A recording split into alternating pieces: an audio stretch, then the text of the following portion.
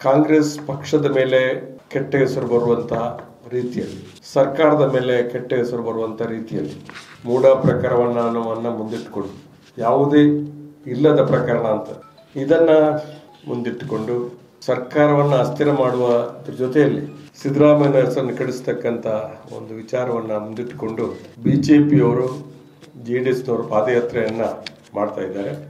ಸರ್ಕಾರವನ್ನ ಅಸ್ಥಿರಗೊಳಿಸ್ತಕ್ಕಂಥ ದೃಷ್ಟಿಯಲ್ಲಿ ಕೂಡ ಇವತ್ತು ತಮ್ಮ ಅಧಿಕಾರವನ್ನ ದುರ್ಬಳಕೆಗೊಳಿಸ್ತಕ್ಕಂಥದ್ದು ಕಾಣ್ತಾ ಇದೆ. ಮೇಲ್ನೋಟಕ್ಕೆ ನೋಟಿಸ್ ಕೊಟ್ಟಿರ್ತಕ್ಕಂಥ ಇರಬಹುದು. ಇದೆಲ್ಲವೂ ಕೂಡ ರಾಜಕೀಯ ಪ್ರೇರಿತ ಅಂತ ನಾವು ಖಂಡಿತವಾಗಿ ಹೇಳಬಹುದು. ಮಿತ್ರ ಪಕ್ಷಗಳು ಇವತ್ತು ಜನಾರ್ದನ ರೆಡ್ಡಿಯ ಹಗರಣದ ಬಗ್ಗೆ ಜೆಡಿಎಸ್ ಪಕ್ಷದವರು ಏನು ಮಾತಾಡಿದ್ದಾರೆ, ಕುಮಾರಸ್ವಾಮಿ ಅವರ ಹಗರಣದ ಬಗ್ಗೆ ಬಳ್ಳಾರಿಯಲ್ಲಿ ಏನಾಗಿದೆ, ಅದಕ್ಕೆ ಎಷ್ಟು ದುಡ್ಡು ಪಡೆದ ನೇರವಾಗಿ ಮಾತಾಡಿರ್ತಕ್ಕಂಥದ್ದು, ಪಕ್ಷದಲ್ಲಿ ಮುಖ್ಯಮಂತ್ರಿ ಆಗಬೇಕಾದ್ರೆ ಹೈಕಮಾಂಡ್ಗೆ ಎಷ್ಟು ದುಡ್ಡನ್ನು ಕೊಡಬೇಕು ಅಂತ ಹೇಳಿ ಎತ್ತಾಲ್ ಹೇಳಿರ್ತಕ್ಕಂಥ ವಿಚಾರ ಇರಬಹುದು.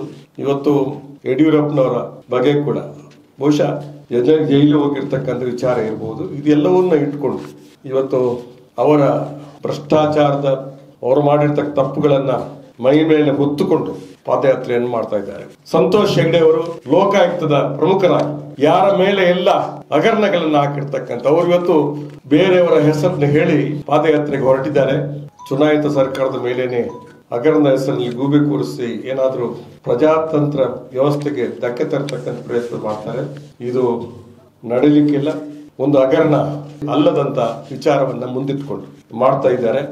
ಇದನ್ನ ನಾವು ಜನರಿಗೆ ಸತ್ಯವನ್ನ ತಿಳಿಸ್ತಕ್ಕಂಥ ಜವಾಬ್ದಾರಿ ಕಾಂಗ್ರೆಸ್ ಪಕ್ಷಕ್ಕೆ ಇದೆ. ಸತ್ಯಾನ್ವೇಷಣೆ ಆಗುವಂತದ್ದು ಕೂಡ ಅಗತ್ಯ ಇದೆ. ಬಹುಶಃ ಈ ರಾಜಕೀಯ ಪ್ರೇರಿತವಾದಂತ ಈ ವ್ಯವಸ್ಥೆ ಮಾಡುವಂತದ್ದು ಸರ್ಕಾರ ಬುಡಮೇಲು ಮಾಡತಕ್ಕಂಥ ಪ್ರಯತ್ನ, ಮೂಡದಲ್ಲಿ ನಡೆದಿರ್ತಕ್ಕಂಥ ಹಗರಣ ಅದು ಹಗರಣವೇ ಅಲ್ಲ ಅನ್ನುವಂಥ ಮಾತನ್ನು ಈ ಸಂದರ್ಭದಲ್ಲಿ ನಾನು ಇಷ್ಟಪಡ್ತಾ ಇದ್ದೇನೆ.